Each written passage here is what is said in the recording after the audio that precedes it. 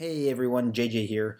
In this lesson, I'm going to be talking to you guys about medical terminology. Medical terminology is like learning like a different language. It pretty much is like a different language, but there are many easy ways to break the word apart into different pieces to make it much easier to comprehend. The first thing I want to talk to you guys about is just breaking it down. So, in a medical term, each word has a beginning, a middle, and an end. And the beginning is known as the prefix, and this is typically a descriptive part of the word or description that just tells you what the number or the amount is, the size, location, color, etc. The middle of the word is known as the root, and that's kind of like the subject of the word. And it usually relates to a part of the body. And the ending of the word is called the suffix, or what I like to call the condition of the word, which kind of details the process or procedure, but can also tell you about the amount and location, or other things as well. So just to kind of give you guys a brief background about certain prefixes that are commonly used, one of the first ones you probably hear of is macro. Macro just means large, and it typically is used in the context that it is visible to the naked eye. So you might have heard of macroscopic, macroeconomy.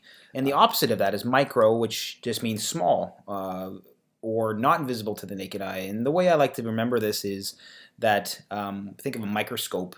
So some things in the world are microscopic, and other things in the world, like our galaxies and in our observable universe, that's macroscopic. So some other things about amount and size would be hyper. Hyper just means high, or above normal, or elevated. And another one, the opposite of hyper, would be hypo. So that means just low, below normal, or decreased. So a couple other prefixes that you may not be aware of. One is eu or normo, and that just means that it's a normal. So or the condition is normal. So you could be euthermic. Instead of hypothermic, you're euthermic. So you're at a normal body temperature.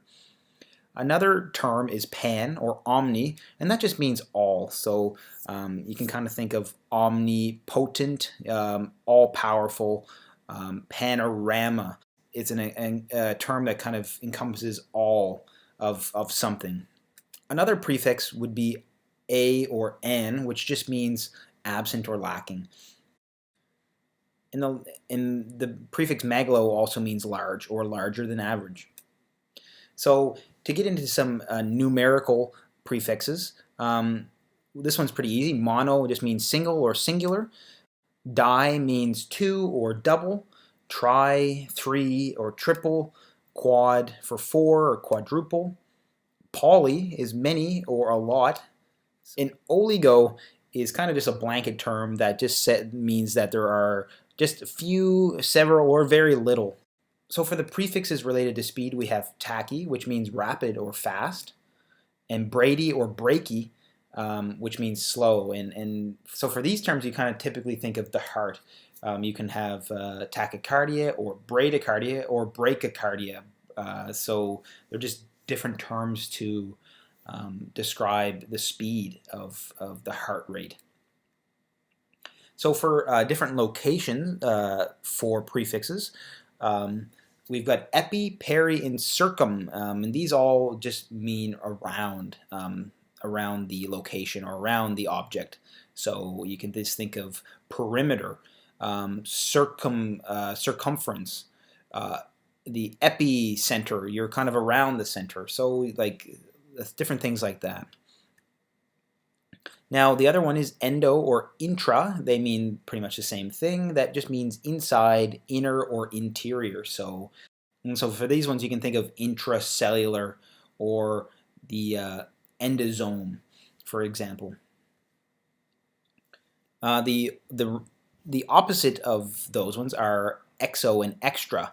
So these just mean outside or outer or exterior. So you can think of exocytosis or the extracellular environment. And a term that a lot of students get confused with is inter. So you can see that intra and inter are very similar.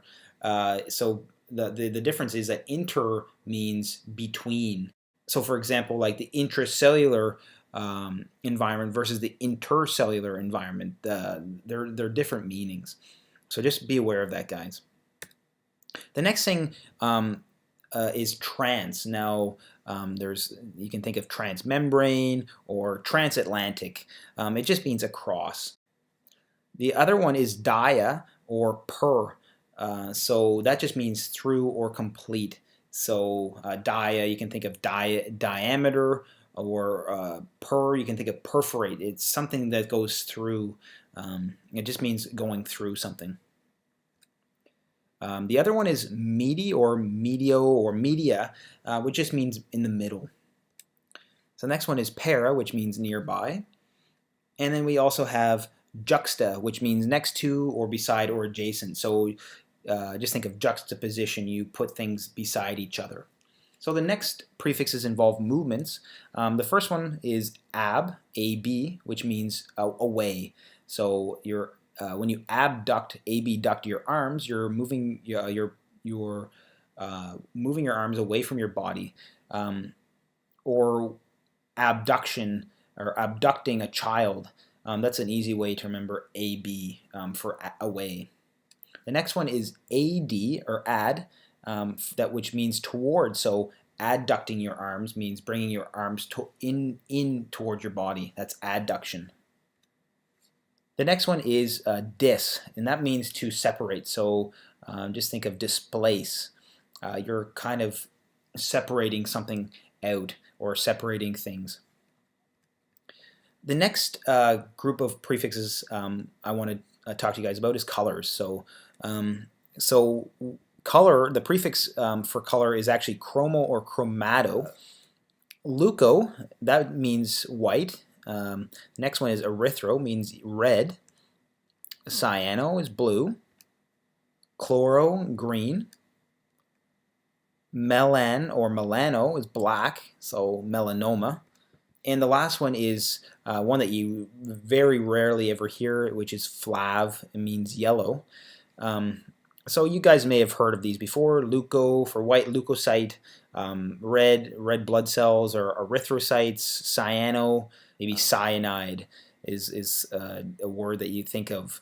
You become hypoxic and kind of become blue, right? Cyanosis. And another one is chlorophyll in plants. It makes them look green. So those are just some easy ways to remember those. Now getting into the body itself, just some general terms. One is homeo, which just means body. Cephalo is head.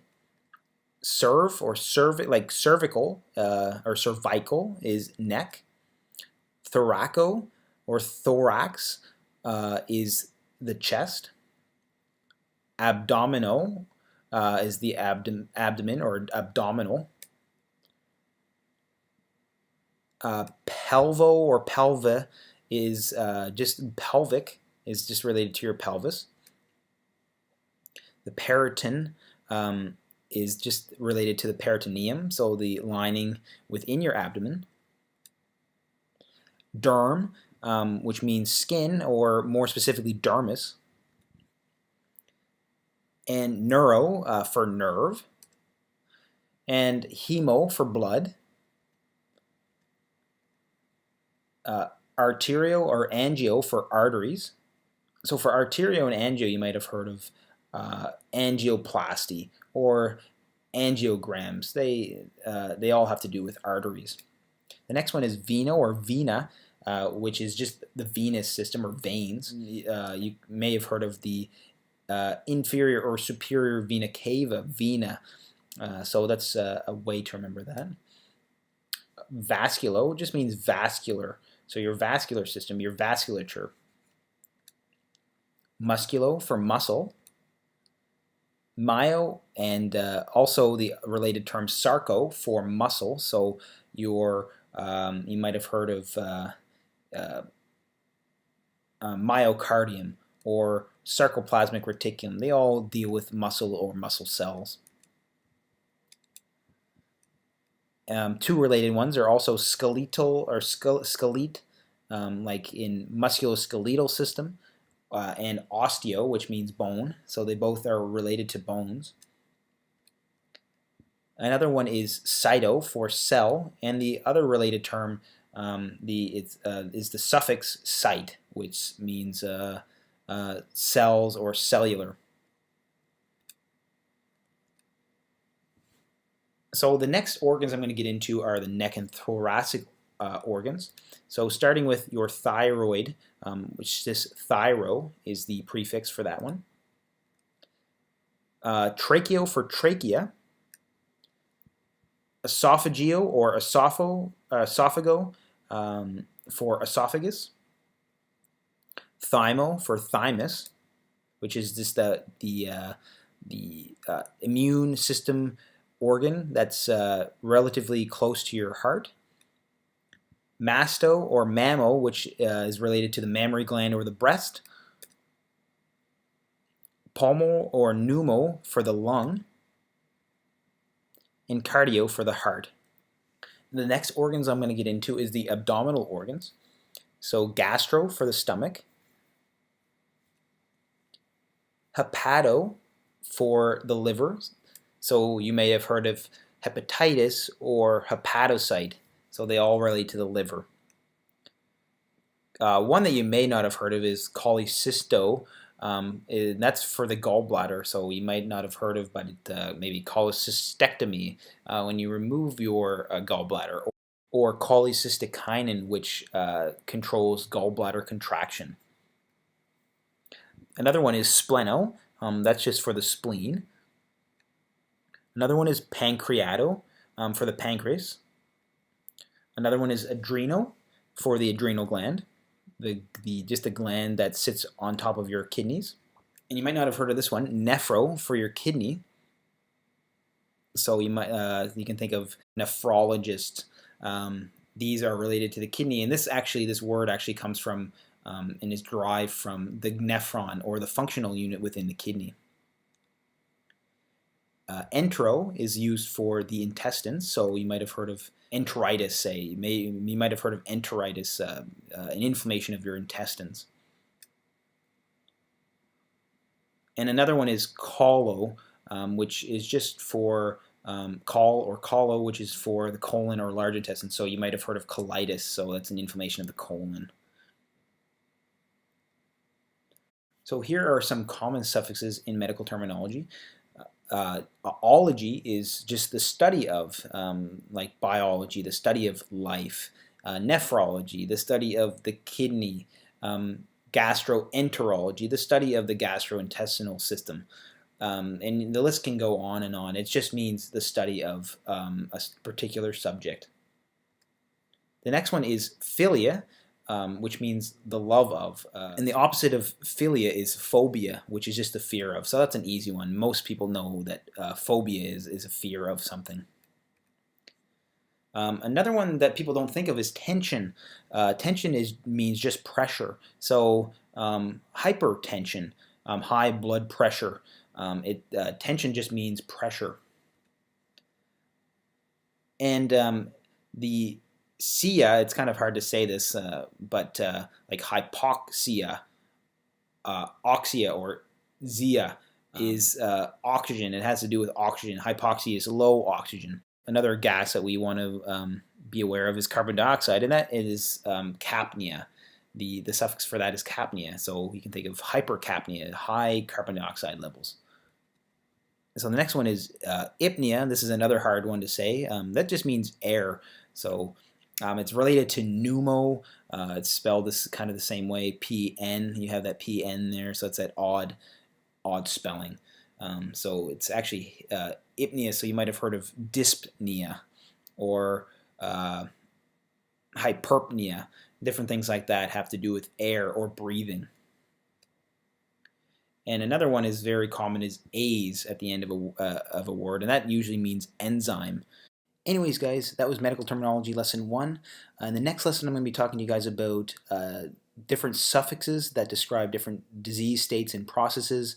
And then what we're going to do is we're going to take everything that we've learned and we're going to work through some practice problems in the next lesson. So anyways, guys, I hope you found this video helpful. If you did, please like and subscribe. That'd be greatly appreciated. And thank you so much for watching, and have a great day.